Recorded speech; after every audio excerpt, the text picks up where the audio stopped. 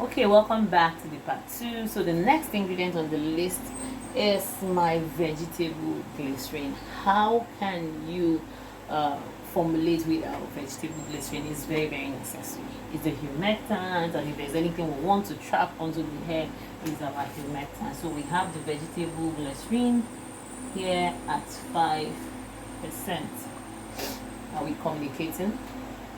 So the next thing on the list is an oil, and we're picking a suitable oil that is not heavy and is not too light and can help on every hair type, either is a low porosity hair, a medium, or a high porosity hair.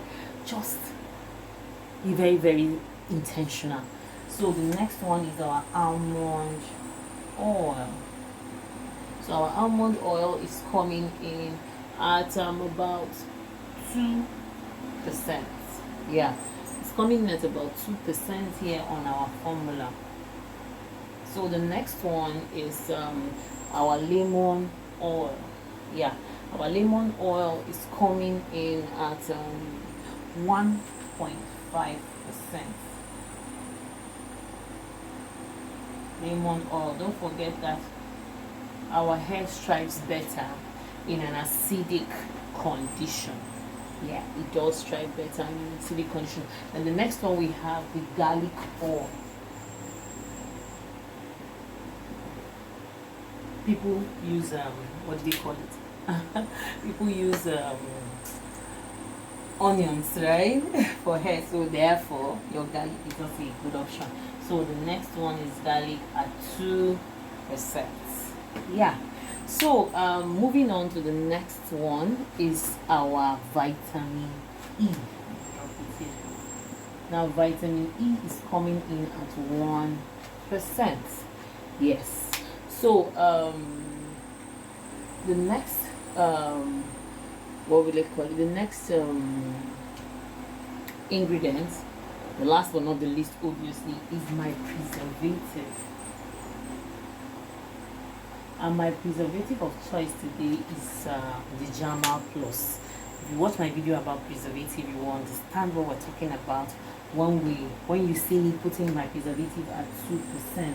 Now it depends on the vendor. Like here, honestly, our vendors are not so reliable. I really don't know why. They kind of, I don't get it. They kind of dissolve to increase the quantity of the raw material. They kind of dissolve the preservatives too much. So when you're going by the standard usage rate, the preservative might not preserve your product, and that's why a lot of people have problem with their preservatives. Honestly, I don't know if it's a Nigerian thing. I really don't get it. You get. And that's why people tell you that after a while their product went rancid, or their product went their product went bad. Rancid is for oils actually. And I don't know what to say about that, but this is it. At the end of the day, we have 100% recipe. Let's calculate it and be sure.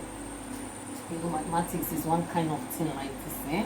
This is my calculator. So we started at 77% for water, plus 5 plus 2.5 plus 2 plus 5 plus 2 plus 1.5 plus 2 plus 1 plus 2. Voila, we have 100% recipe for our ordinary hair conditioner. So basically, when you are making this hair conditioner at a higher percentage, it is just left for you to substitute this 100 grams for whatever you want. Like I told you right now, I'm about to formulate it at about 5,000 grams. Yeah, about 5,000 grams. So this will be substituted to 5,000 grams. Yeah, thereabout. I end up getting almost up to 5 liters. Yes, that's what I'm trying to formulate right now.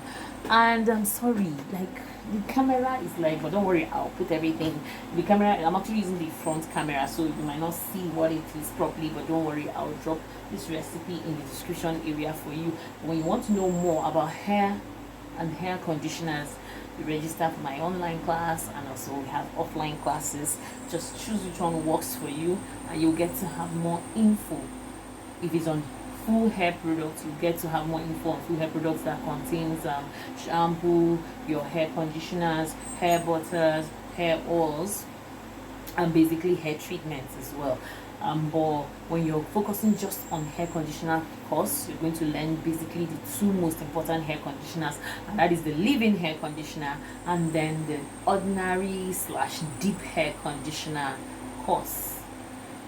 So thank you so much. Please don't forget to subscribe to my YouTube channel, like my videos, share my videos if you can. I really appreciate you returning subscribers, new subscribers. Welcome, welcome, welcome. All right, thank you, and bye.